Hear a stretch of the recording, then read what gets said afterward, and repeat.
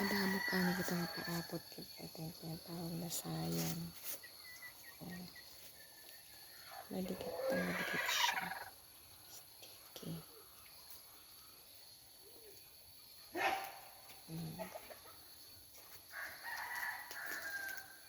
Tawag na sayong.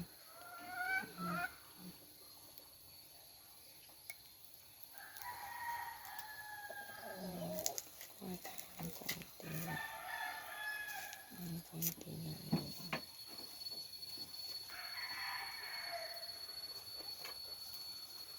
Wala tayo nito.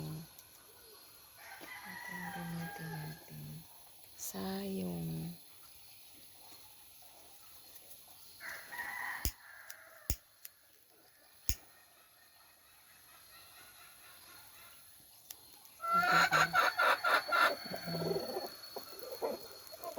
Sayong ang tawag nito. Yan. Papaabot kita kalayo. Diba? Yan. Tapos lagyan natin itong bunot.